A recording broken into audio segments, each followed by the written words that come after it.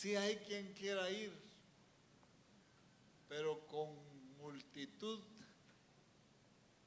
de intereses. Veámoslo entonces, veamos el obrero, vamos a ver la persona como tal, qué condimentos debe llevar, debe ir algo condimentado ya, ¿verdad? Sin chiles, porque si lleva mal carácter no sirve. Aleluya. Entonces, veamos primera Tesalonicenses 2:4 y dice la palabra del Señor. Ahí tiene usted su Biblia. Para ser obrero hay que manejar la Biblia, hay que manejar esa montaña de papel que usted lleva en la mano. No se acostumbre solo al teléfono, acostúmbrese a manipular el libro. Primera Tesalonicenses 2:4 dice: sino que según fuimos aprobados por Dios para que se nos confiase el Evangelio, así hablamos, no como para agradar a los hombres, sino a Dios, que prueba los corazones. Imagínense, no es un oficio para agradar el corazón de los hombres, sino es un oficio para agradar a Dios. Entonces ahí tenemos una primera precondición. Si usted está tomando nota, anote bien ese punto, porque un obrero no va a sobarle la espalda a la gente para ver cómo consigue réditos económicos o réditos en algún otro tipo. Va a presentar la verdad.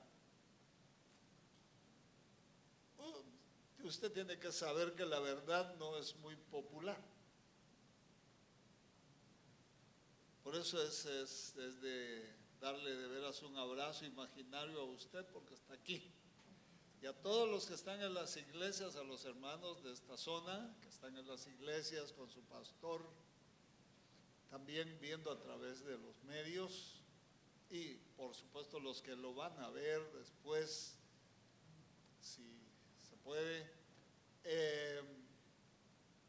los felicito, déjenme felicitar, porque hoy la verdad, bueno, nunca ha sido popular, nunca. Veamos segunda de Timoteo 2:15 al 16. Esta es una carta pastoral. Se la están enviando a Timoteo, pero también a nosotros. Para instruir durante toda la existencia de la iglesia en la tierra.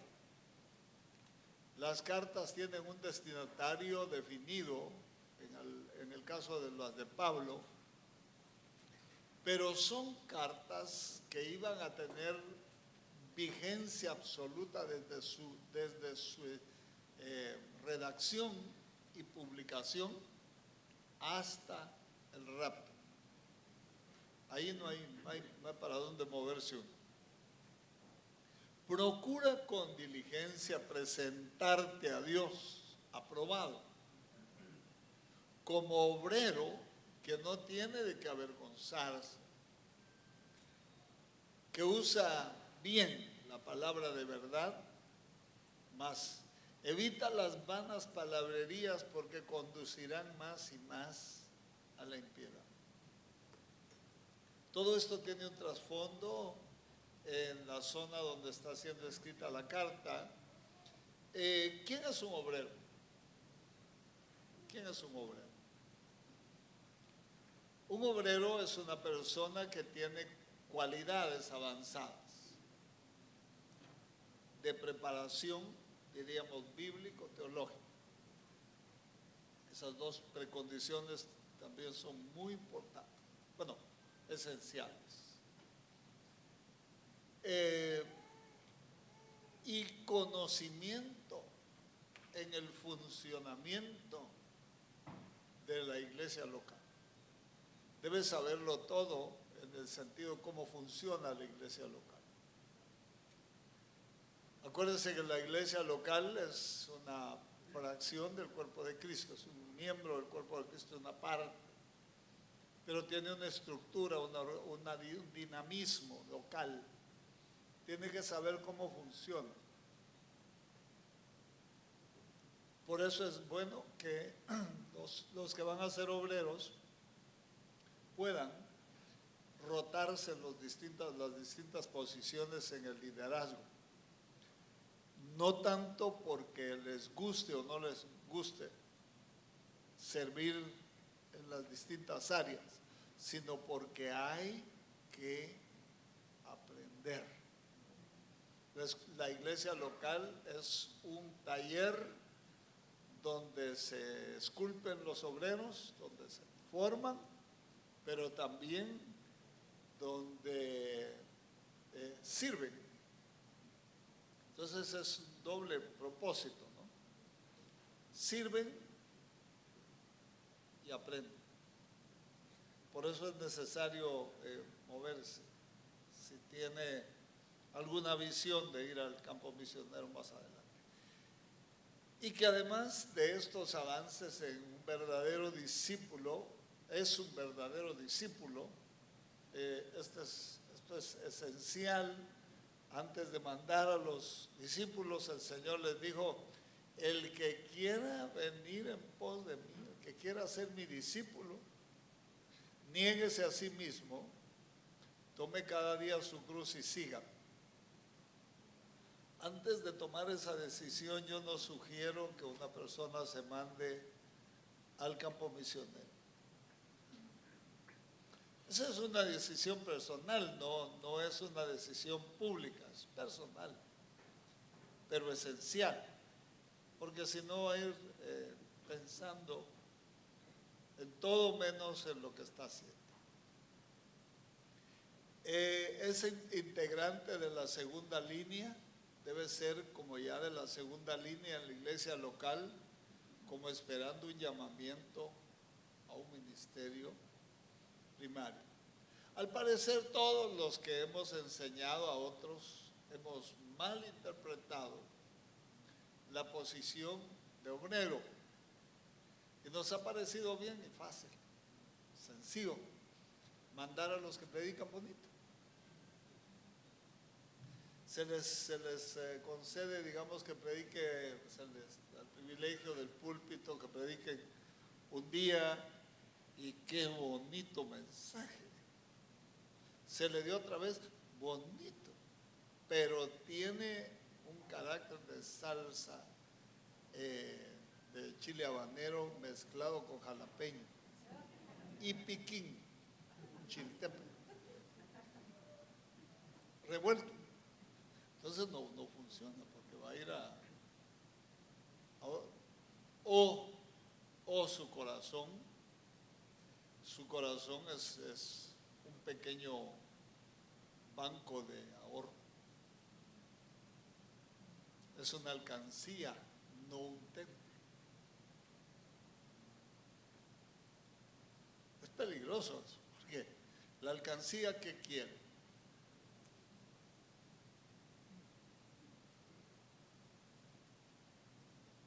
O es un pavo real. Veníamos oyendo una canción del arca de Noé.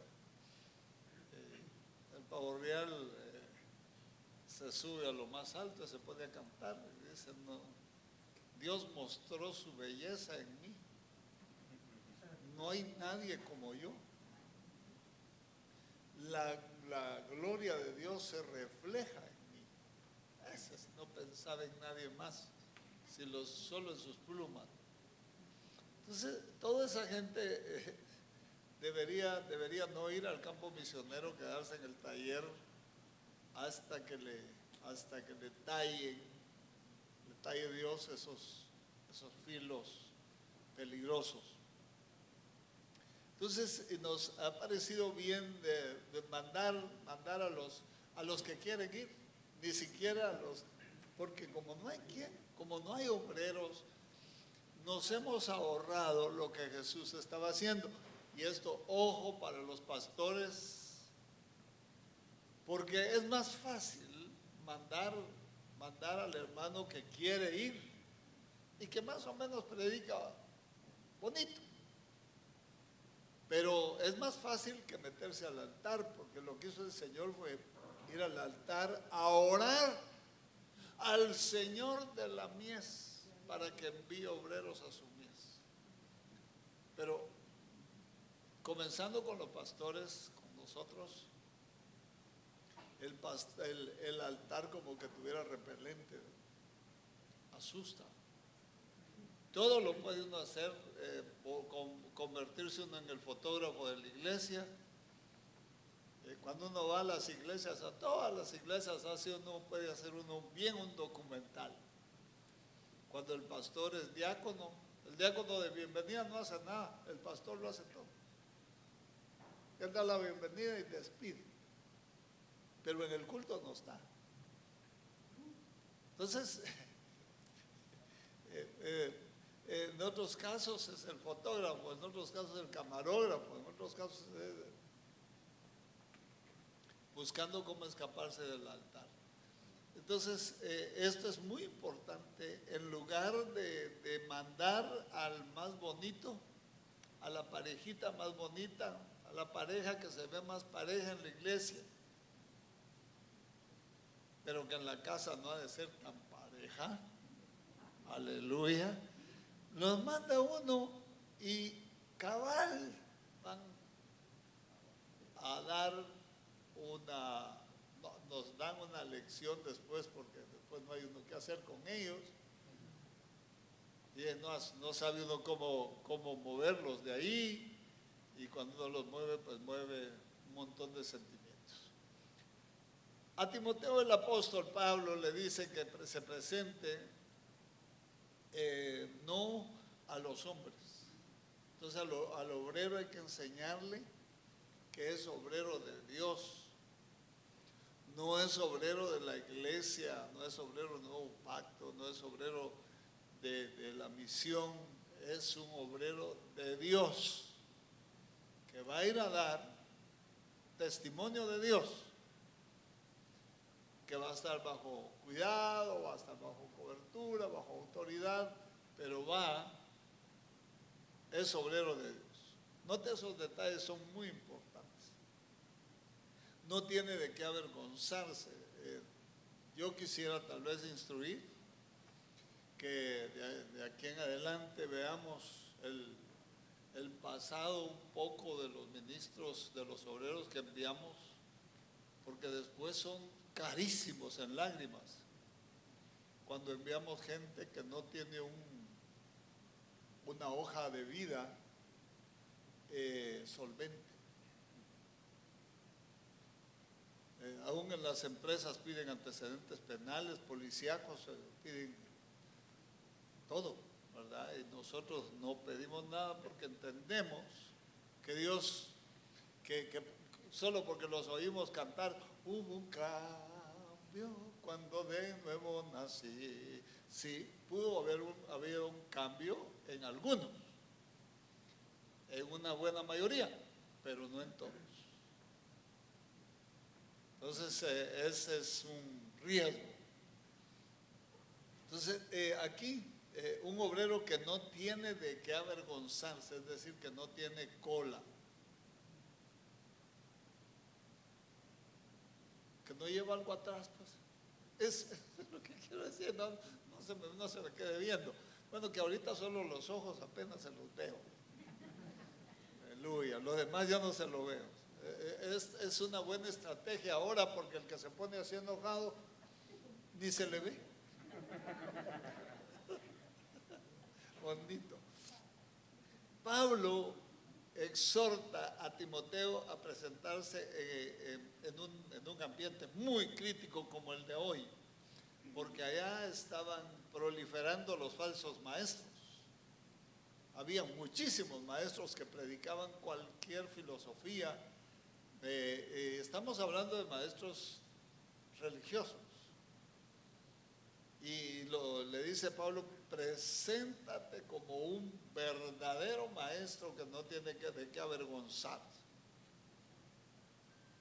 Este verbo presentar viene del griego parastetomai, parastetosai, ay Dios, para griegos si no nació, que se usa especialmente con el sentido de presentarse uno delante de la gente.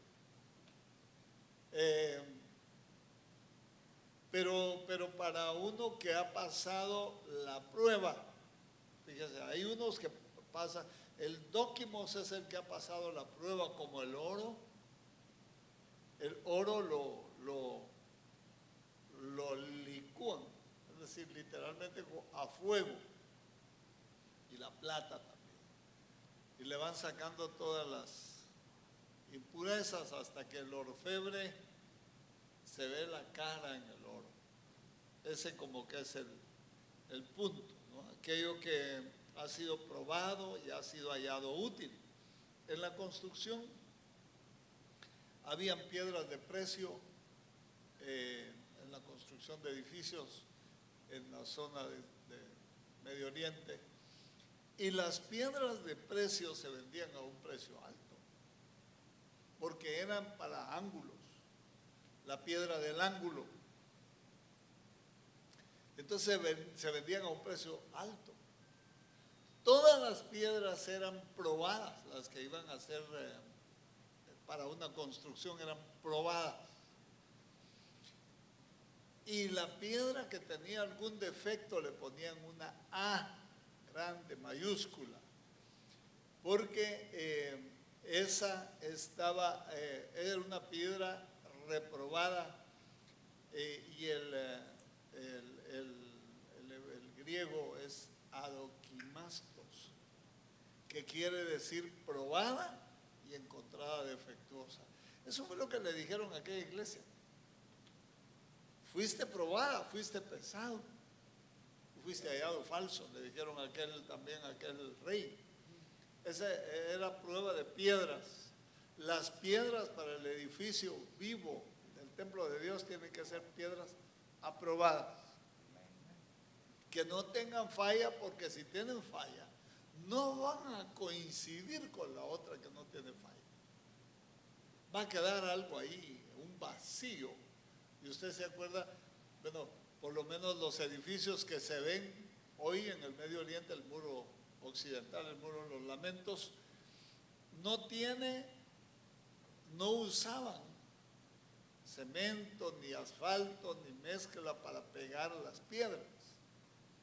Eran cortadas perfectamente y entrelazadas de distintos tamaños y gruesos, pero que no quedaba, pero ni siquiera como para meter un papel.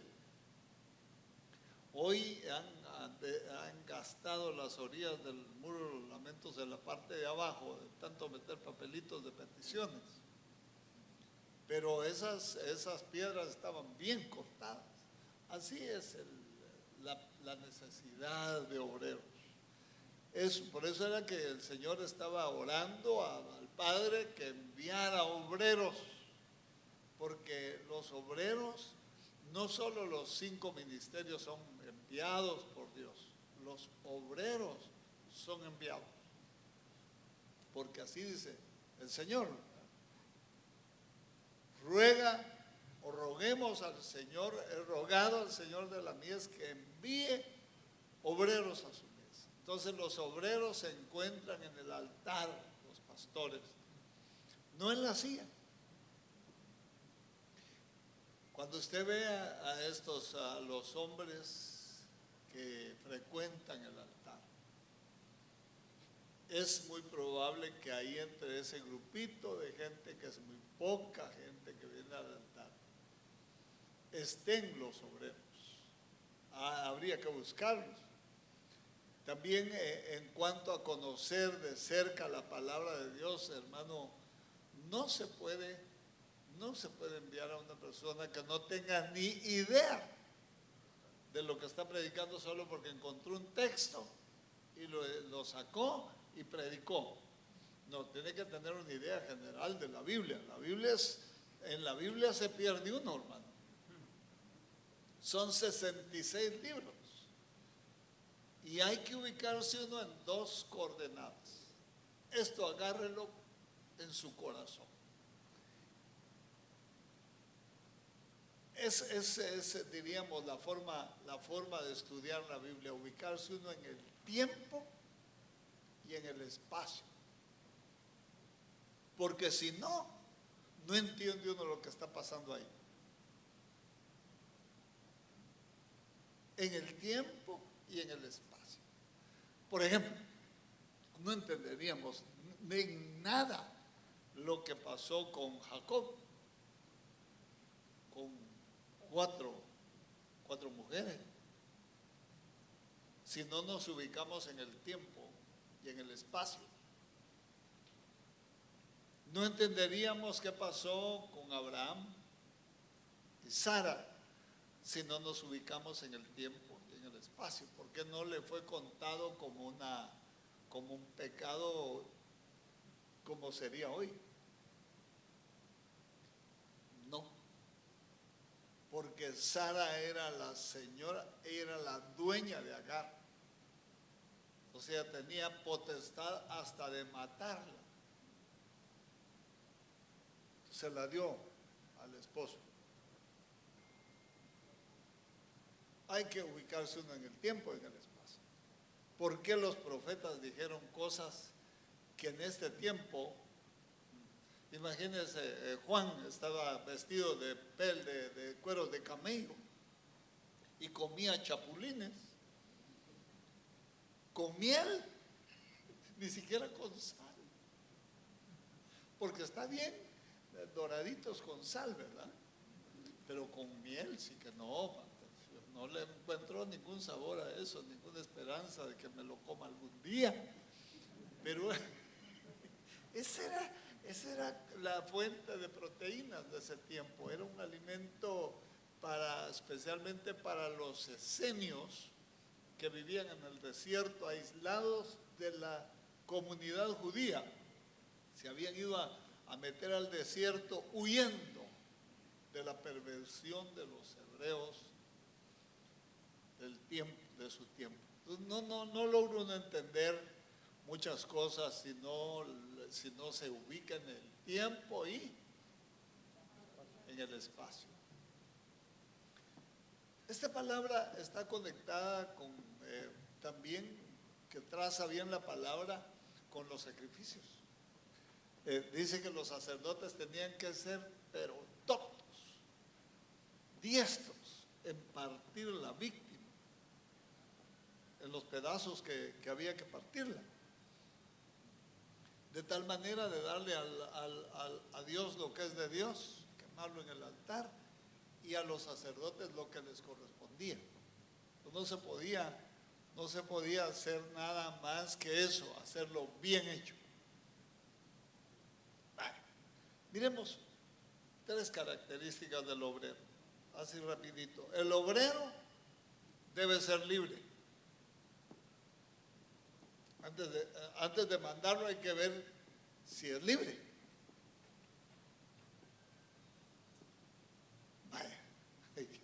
Aquí se pone esto mero complicado. Una persona que va al campo como obrero debe ser libre en el sentido que la verdad que ha conocido lo ha hecho libre de la esclavitud, de cualquier esclavitud visible. 8:32 de Juan dice: conoceréis la verdad y la verdad os hará libres. No se puede ir a predicar el evangelio sin haber tenido un encuentro con la verdad, porque entonces ¿qué va a llevar? Sus argumentos, lo que aprendió, los mensajes que aprendió de sus maestros, van a lo mejor a ser de alguna bendición, pero no van a tener el impacto de la verdad si no la conoce el obrero. El obrero debe conocer la verdad. hermano, yo conozco a Cristo. No, pero hay que probar la escopeta a ver si funciona. Y a mí, yo desciendo de una familia de cazadores. Y lo principal que yo miraba con mi abuelo y mi papá y mis demás tíos abuelos, era que ellos mantenían su escopeta, una escopetona de 2 cañones, de 2 twin, para tirarle a los venados. Ya cuando yo nacía no habían venados allá, así que yo le tiré a los conejos y a las ardillas y a todo. Eso fue lo que aprendí yo. Pero lo que ellos hacían era que tenían su escopeta bien aceitada, bien preparada para cualquier situación. Allá muy seguido les da rabia a los perros, no vacunaban, entonces a veces llegaban los perros con rabia y amenazaban con morder incluso a la gente. Entonces la escopeta era una buena defensa. Pero una vez yo fui a cazar conejos y empezaron los perros a correr el conejo y yo me puse en un punto estratégico. Yo ya tenía mis coordenadas bastante ordenadas, bastante organizadas. Y cabal me fue a salir el conejo cerca y se sentó a mirar y me hizo así. Y yo dije, conejo, me lo comí. Cuando disparé, ¡pac!, hizo la escopeta. No dio fuego. Entonces empecé a revisar. Bueno, el conejo se quedó, como que se rió de mí y se fue. Yo me imagino que se ha de haber ido carcajeándose, si entendió. Ese se fue ahogándose de la risa. Cuando revisé, yo sí cargué bien la escopeta, porque eran escopetas de esas que se cargaban, sí, con taco, con pólvora, con munición. Entonces, yo la cargué bien, era de cartucho. Yo cargaba mis cartuchos. Yo la cargué, lo hice todo bien.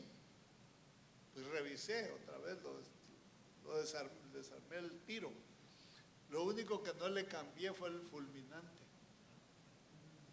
¿Cómo me va a dar fuego?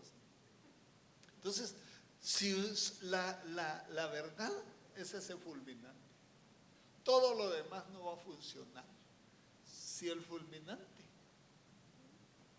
no está bueno. Su conocimiento de la verdad va a ser el detonante de lo que usted va a ir a hacer. Vale, mire pues. Aleluya. Este estado avanzado tendrá que ser probado primero en la iglesia local, hermano. Miren, hermanos pastores que me están escuchando, no mandemos gente improvisada, porque van a ir a manipular almas, familias, van a tener acceso a dinero, van a tener acceso incluso a comunión muy cercana con el sexo opuesto. Van a tener muchas libertades, muchos alcances que la gente secular no tiene. Van a estar muy cerca. Una persona que no ha dado fuego, una persona que no se ha encontrado con la verdad, lo más seguro es que va a ir a armar un gran lío en lugar de. Yo estaba viendo que el falso obrero lo que hace es que llega a un lugar, junta fuego, porque junta gente y le echa fuego a la gente. Después de asar su carne, se la come y se va. Y deja echar pedazos a la gente. Así es la cosa. ¿Me está entendiendo? O sea que le gusta ver películas de cazadores. Así hacen. Matan un animal, juntan su fuego, lo asan, después se lo comen, apagan el fuego y se van. Así son los falsos. Y esos no hay que mandarlos porque uno les está dando su aval y lo dejan a uno muy mal parado. Y a la iglesia y sobre todo a Dios. No irán muy lejos, no les irá bien, no va a ser para gloria, pero mientras eso pasa, dejan esterilizada la zona, arruinan la zona. Una persona llega a esos niveles cuando está comprometida, ha logrado entender el Evangelio, ha creído en la vida eterna. Estamos hablando de que el próximo año vamos, en lugar de ver para abajo, vamos a ver para arriba, porque necesitamos asegurarnos para dónde vamos. Bien, no que no sea seguro, sino que hasta que nos dé la operación contable una ganancia a cada uno de nosotros. Hasta que nos dé saldo negro, no saldo rojo. Vamos a trabajar juntos. Ustedes son líderes, vamos a trabajar juntos en la consecución de una experiencia más elevada, en el sentido buscando que el día que nos toque irnos sea una ganancia y no una pérdida. Hay que aprenderlo bien. El Señor envió a 70 con claras direcciones, no los mandó por mucho tiempo, los mandó por un tiempo limitado, a lugares limitados, a gente limitada, no los mandó a hacer lo que quisieran ellos, pero los mandó a exponer. Esto es lo que me interesa, que sepan los pastores y que sepan también los futuros obreros. Los mandó a exponer al enemigo. Les dio un arma temporal, el soplo. Ese era un arma temporal. Esa no era para la guerra de una vez de la iglesia. Ese era solo para ese tiempecito. Les iba a servir de entrenamiento. Funcionaba, ¿cómo no? Que sí, funcionaba. Claro que funcionaba.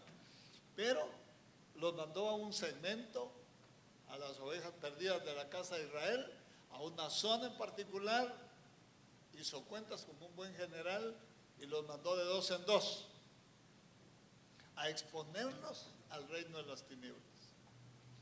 Nosotros hemos enviado a mucha gente sin antes exponerla a que el reino de las tinieblas le dé una prueba de quién es el que va a ir.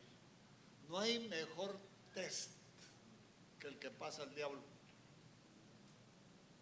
Si se atreve, denle un aplauso al Señor.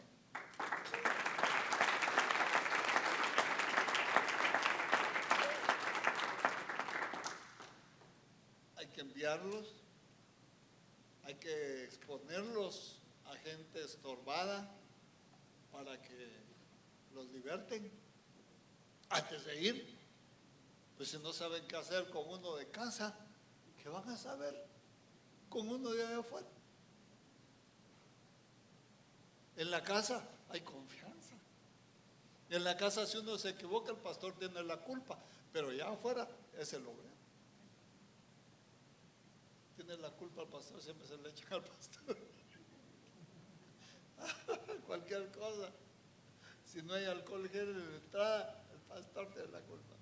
Bueno, se debería tener ese colador, el colador del reino de Dios primero y el colador del reino de las tinieblas, porque Jesús lo hizo así con sus discípulos.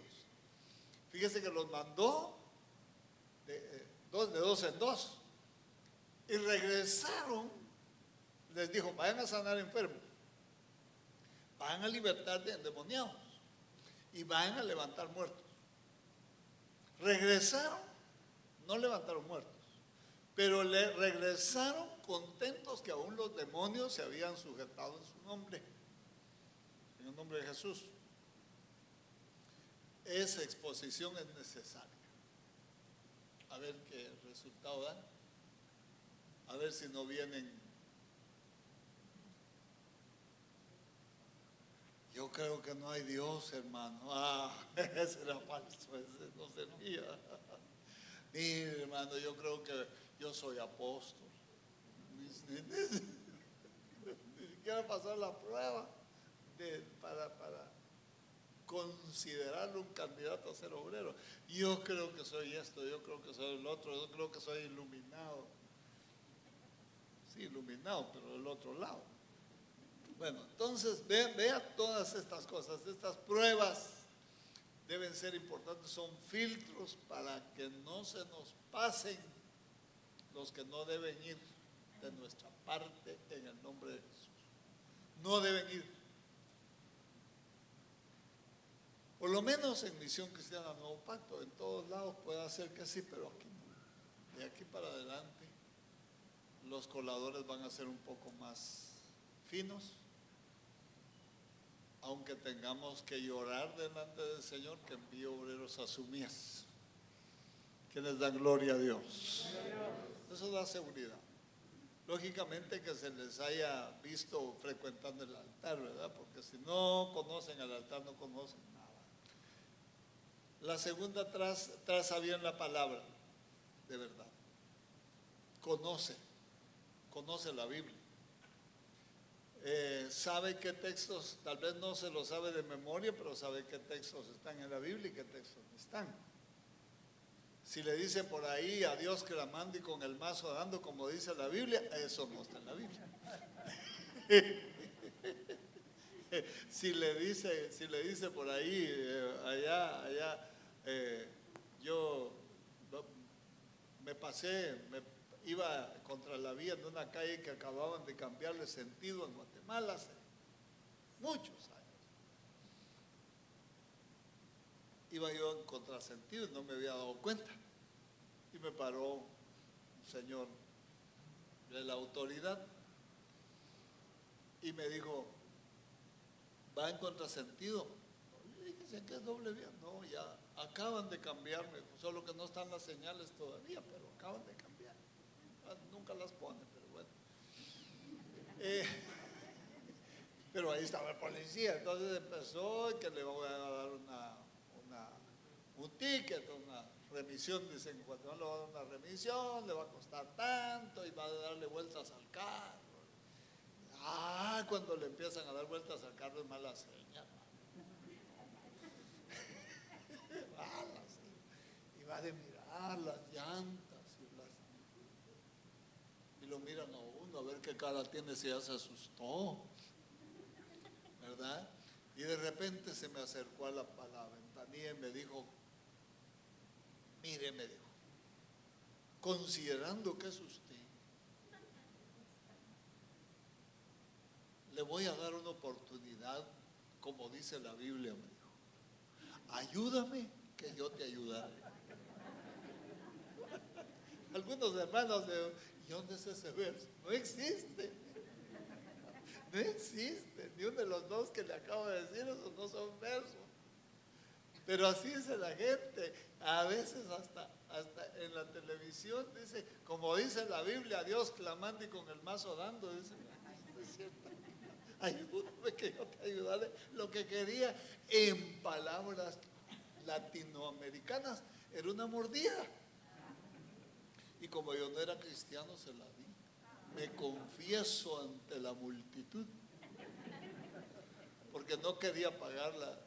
Ahora no le doy a nadie, pero en ese tiempo confieso mi pecado. Pero ya todos mis pecados fueron a la cruz. Pero no, vete y no peques más, ¿verdad? Entonces, vea un poco más, vamos al otro punto. Miremos algún texto ahí. Hay que conocer bien los dos reinos para ir al campo misionero. No se puede ir con un total desconocimiento. Bueno, tal vez conoce uno un poquito del reino de Dios porque le enseñaron todo el año, aunque sea por televisión, ¿verdad? Le enseñaron todo el año sobre el reino de Dios, o el año pasado se enseñó mucho sobre el reino de Dios, pero no conoce conoce la operación del reino en las tinieblas. Y ese es el enemigo. Por eso es que hay gente, hay hermanos, incluso pastores que dicen, no, el diablo a mí me hace los mandados. No sabe qué está diciendo. No hay demonios. Dice, no, ahí están unos por ahí echando fuera demonios y no hay demonios. Y entonces el Señor, ¿a qué vino? Pues, y no lo primero que hizo fue echar fuera demonios.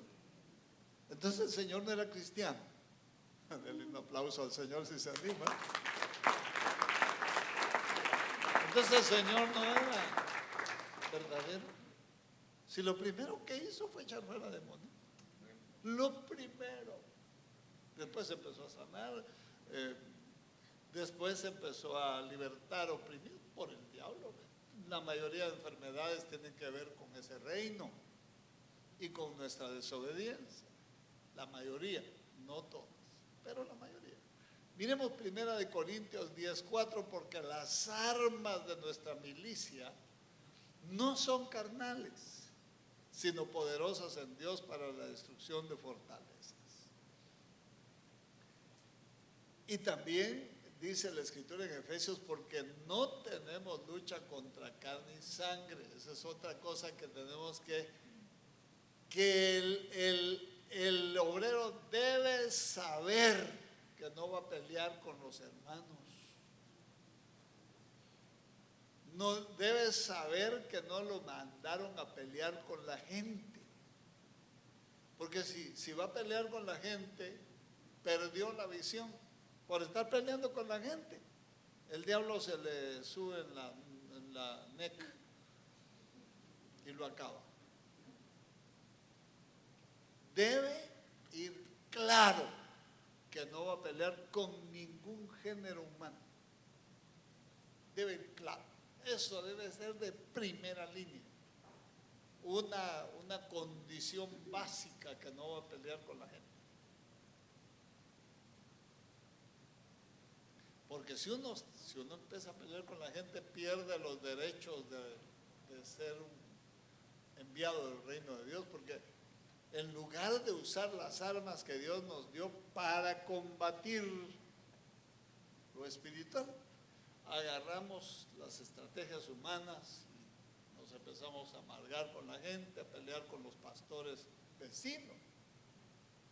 Eso no es así. No se puede.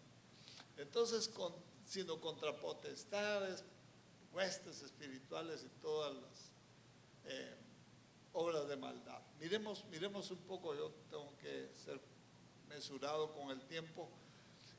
Por eso es que se necesitan principios básicos, que estén bien claros, como la sabiduría de poderse detener en la frontera de los terrenos donde no debe entrar, no ir a fundar su iglesia quitándole a otro pastor que ha llorado por ese pueblo y de repente consiguió una puertecita por ahí, ya puso iglesia. Eso puede suceder en cualquier lado, no en Nuevo Pacto. Entonces vea usted que es importante entender eso, Mateo 10, 6-8, sino ir antes. Hay que ir a las ovejas perdidas, no las ovejas halladas. Y las ovejas que están siendo pastoreadas y a lo mejor no es el cielo, la iglesia local no es el cielo, hermano. No intente encontrar nubes aquí adentro. No intente encontrar ángeles aquí adentro. Hay ángeles, pues no se dejan ver. Hay humanos que acaban de ser rescatados y que traen muchas cosas de afuera. Así que viene uno a un proceso como en la primera fase del pródigo cuando llegó a la casa, que ya iba para la fiesta, para adentro. Cuando lo alcanzó el papá de aquí, hijo, ¿para dónde vas? Para la fiesta, papá. No, hay que ir por el drive-thru primero a conseguir una buena lavada. Entonces, cuando uno está aquí, eso estamos haciendo, hermano. Cada vez que nos predican, es una lavada. De algo dejamos. ¿Me perdona? Alguna pulga que se nos pegó allá. Bueno. Como ahora, si se enoja, no se le ve, no hay problema. Sanar enfermos, limpiar leprosos, les digo el Señor. Resucitad muertos, echad fuera demonios, de gracia recibiste, date gracia. Entonces hay que exponer a los obreros, hay que exponerlos antes al reino opuesto para ver qué hacen cuando miren alguno del reino de las tinieblas. Me acuerdo que al principio allá, en el tiempo de la guerra sobre todo, los hermanos, a ver de dónde sacaron ese conocimiento. Pero cuando estaban dando discipulados y a alguien se le manifestaba algo, le decían: en el nombre de Jesús, yo soy un hombre puesto bajo autoridad. Mi autoridad es fulano de tal, está en tal dirección, le daban la dirección al demonio. Si a veces no me dejaban dormir a mí, vayan allá con él.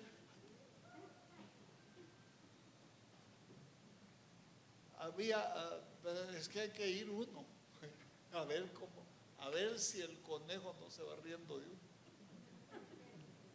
Porque si el conejo se ríe de uno, es porque no lleva escopeta, lleva todo el instrumento, pero no va bien preparado. Lleva una Biblia Thompson, como cuando yo empecé a servir en la escuela dominical, llevaba como 5 diccionarios, nunca los leía, pero llevaba 5 diccionarios, yo como un manojo de libros para la iglesia, y así regresaba otra vez solo cargado. ¿Para qué? Es que no conoce uno qué está haciendo. Hasta que conoce, uno tiene algo de idea, entonces ya hace solo lo necesario. Último punto: conoce la escuela de Dios. Esto es muy importante. Debe tener una semblanza bien clara de la escuela de Dios. Cuando me mandaron a establecer la primera iglesia en Guatemala, fue una escuela muy, muy profunda ahí. Yo había estado ya sirviendo por años en los ayunos, echando fuera demonios, orando por los enfermos, de todo, con niños, con el diaconado también. Había estado en varias áreas, en supervisión de iglesias, había estado en varias áreas. Iba yo, según yo, 10, ¿verdad?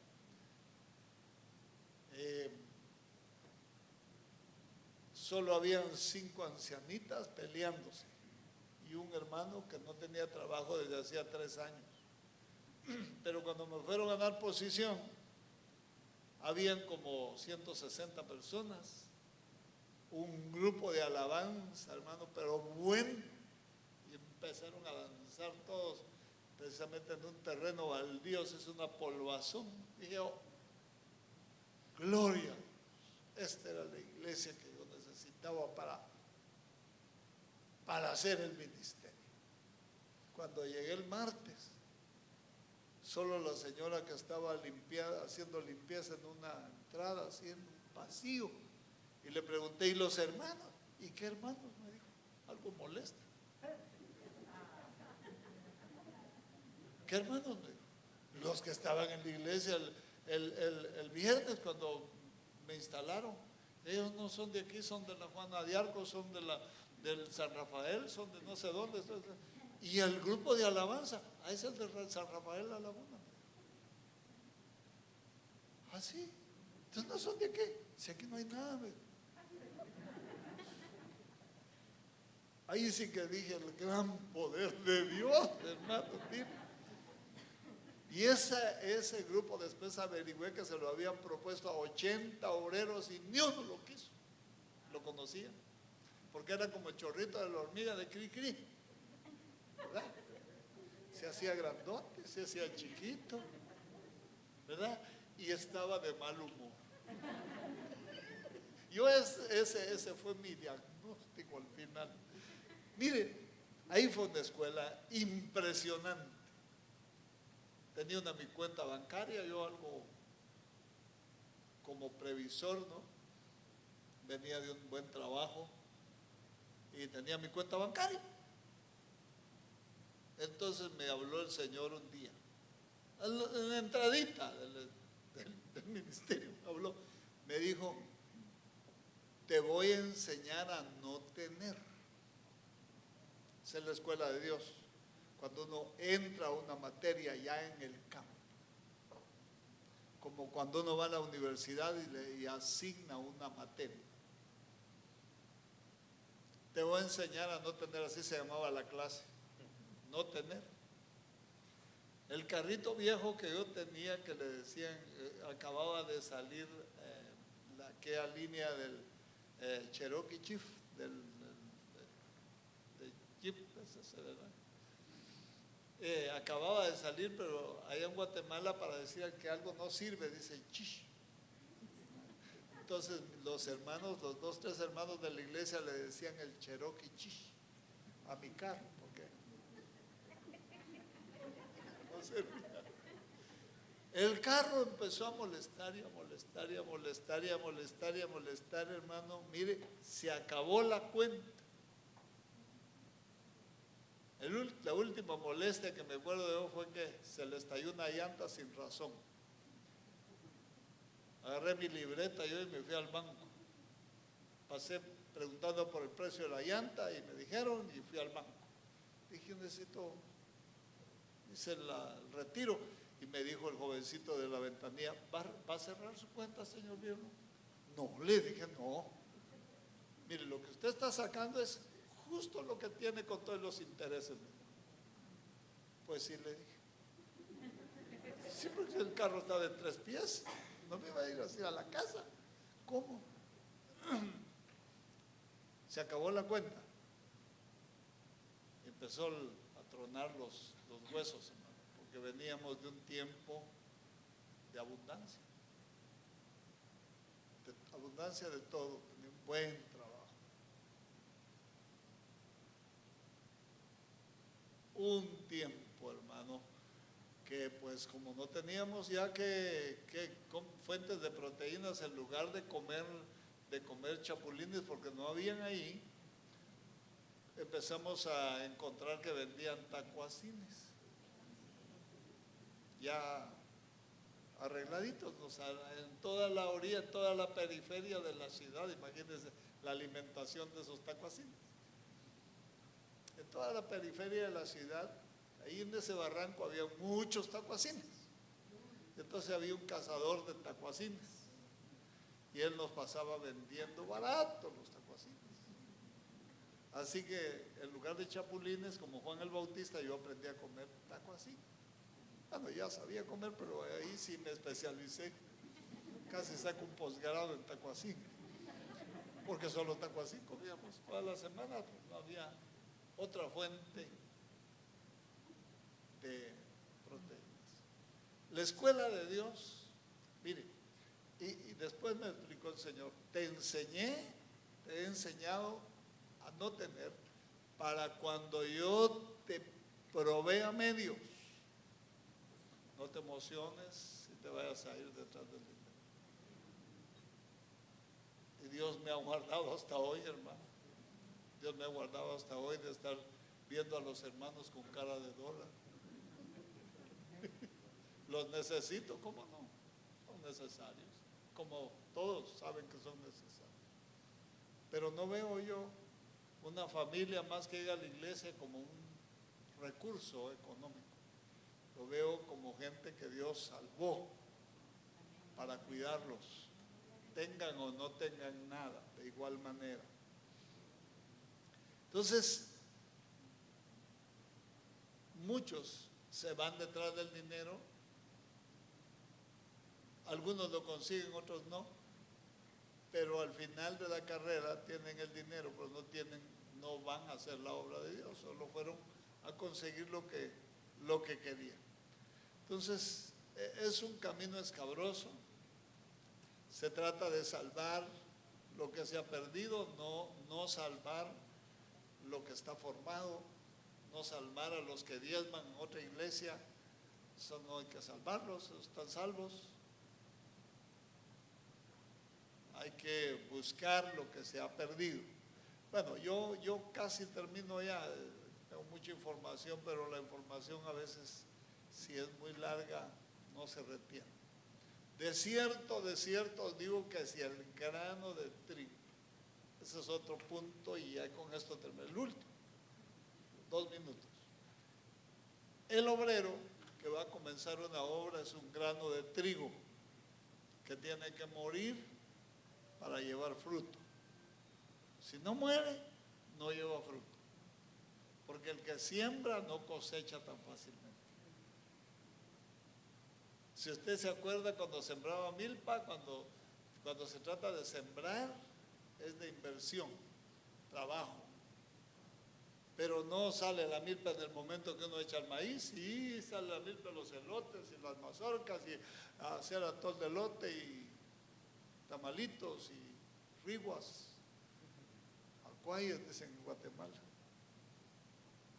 No, hay que trabajar fuerte para que al fin de repente se venga una sequía y se arruina la milpa o de fruto.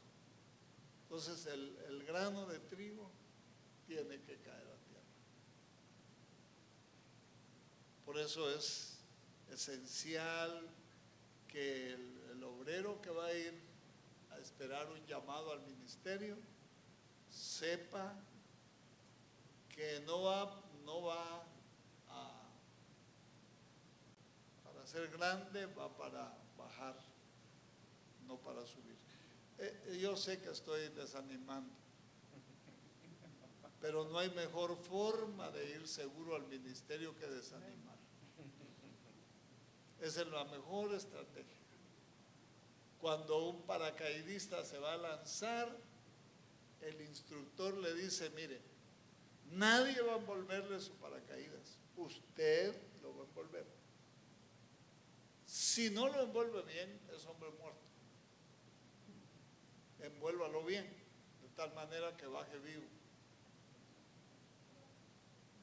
Si no sabe, no lo haga, no salte, porque lo va a armar mal y no se le va a desplegar cuando lo intente. Obreros, siervos que están esperando una oportunidad para servirle a Dios, qué bueno. No sabe cuánta alegría me da. Y tiene que haberlos, porque es gente viva, gente que está viva, gente que tiene a Dios adentro, y Dios es misionero por excelencia.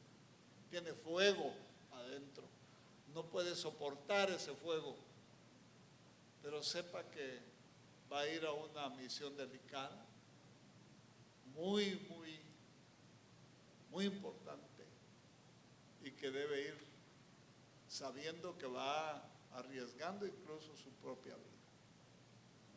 Así es la cosa, así es la cosa. Termino.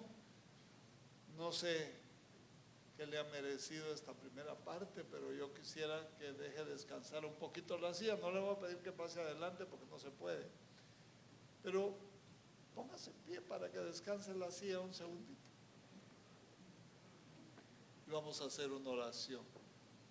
Vamos a hacer una oración allá donde están escuchando también. Queremos estar seguros que el paracaídas se le va a desplegar, que va a saber cómo caer, que va a saber cómo no quedarse trabado en los alambres de energía de alta tensión. Vamos a manejar 2 clases de poderes y nosotros en medio de esas 2 clases. El poder que estaba en Janes y Jambres y el poder que estaba en Moisés de Aarón. Y nosotros en medio. Los 2 poderes consumen. Por eso es que hay que ir seguro de que va uno de parte del reino de Dios, que no lo va a destruir el poder de Dios, porque a los sacerdotes a veces se morían por ofrecer fuego.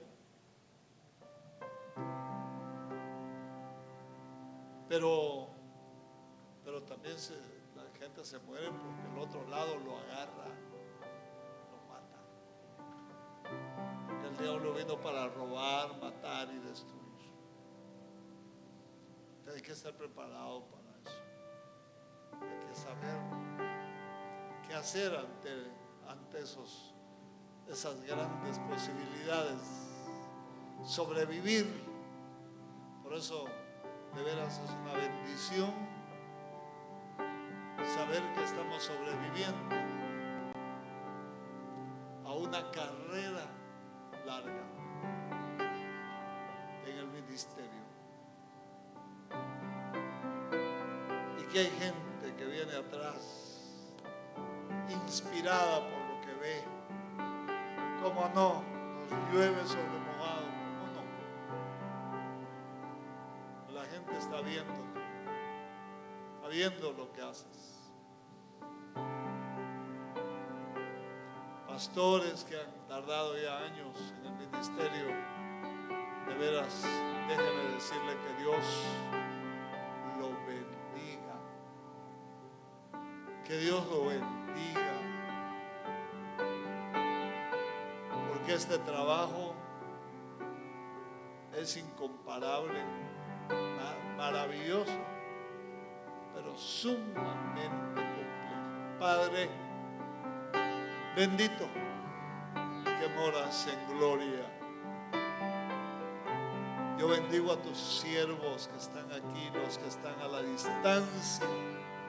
Extiende tu mano, haz las convocatorias, Señor, en medio de los liderazgos que se han congregado, que se han juntado con su pastor para ser instruidos acerca de cómo envolver este paracaídas necesario y cómo salir, cómo ir de aquí. Padre, bendecimos a esa gente que tiene puestas las botas y el uniforme, y que de ninguna manera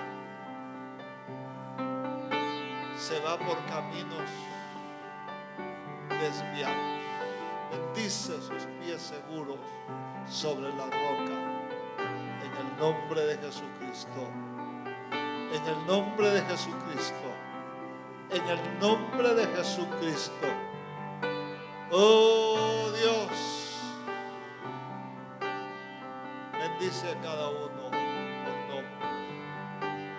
Vamos en el camino del ministerio, dejando nuestra vida, pasando nuestro tiempo en la tierra bien invertido, llorando por ratos y por ratos cantando, haciendo la obra que nos mandaron a hacer. Gracias, Señor, por ese privilegio de participar en la construcción de tu reino, en el nombre de Jesús. Amén y amén.